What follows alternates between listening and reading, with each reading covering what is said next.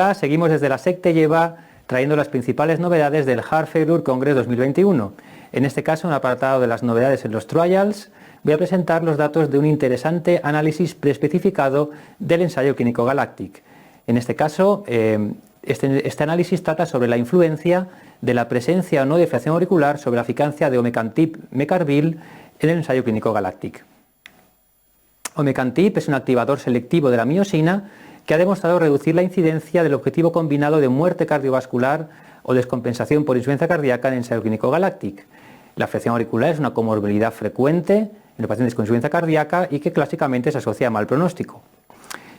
La fibrilación auricular no parece modificar el efecto beneficioso de los bloqueadores del sistema renina-angiotensina-aldosterona en ICE con fracción de eyección reducida, pero sí parece tener un impacto sobre el beneficio de los betabloqueantes. La pregunta de este análisis es si puede tener influencia la fibrilación auricular sobre la eficacia de omecamtiv en pacientes con ICE y fracción de eyección reducida. Este era el diagrama de flujo de GALACTIC. Vamos a recordar, eran pacientes con insuficiencia cardíaca crónica, NIJA entre 2 y 4, fracción de eyección inferior al 35%, bajo terapia estándar de insuficiencia cardíaca, que o bien estaban hospitalizados por insuficiencia cardíaca o bien habían tenido un episodio previo de descompensación a lo largo del último año. Estos pacientes se aleatorizaban a omecamtiv mecarbil o placebo. De manera importante hay que recordar que la presencia de fibrilación auricular se limitó a un 25% como máximo de la totalidad de los pacientes incluidos en GALACTIC. Con respecto a las características basales, los pacientes con fibrilación auricular o flutter a su entrada en el ensayo clínico eran más mayores que los pacientes que no tenían fibrilación auricular, eran más frecuentemente varones, tenían una peor clase funcional, tenían una mayor prevalencia de comorbilidades. Y en cuanto al tratamiento, destacar que los pacientes con fibrilación auricular recibieron de manera más significativa, de forma más elevada, digoxina que los pacientes que estaban en ritmo sinusal. 1 de cada 3 pacientes con fibrilación auricular, incluido en GALACTIC, estaban tratados con digoxina.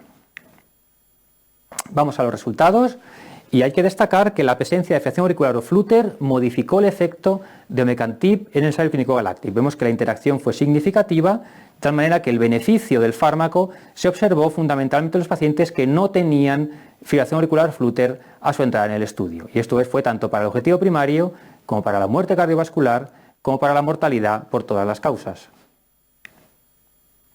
Esta interacción entre la presencia de fibrilación auricular y la eficacia de omecamtiv mecarbil fue especialmente marcada si el paciente recibía digoxina.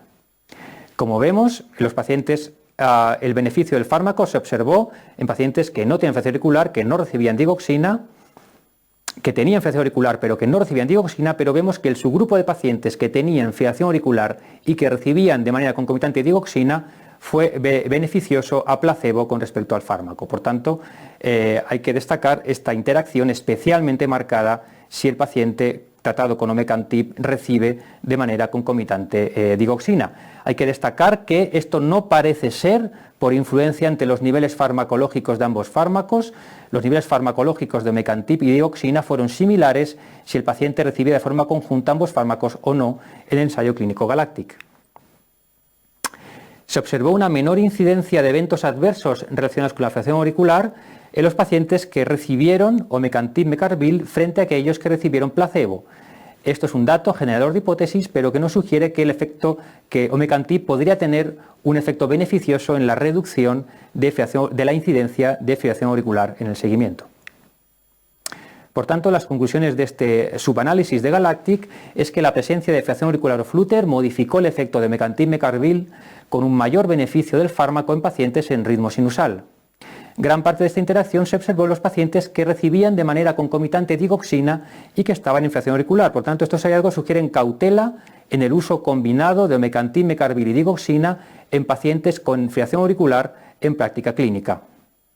Omecamtiv mecarbil podría reducir la incidencia de fibrilación auricular en pacientes con ICE, fracción de eyección reducida en ritmo sinusal, pero sin duda esto debe ser confirmado por futuros estudios. Esto ha sido todo y os animo a seguir conectados a la SEC te lleva con las novedades del Heart Failure Congress 2021.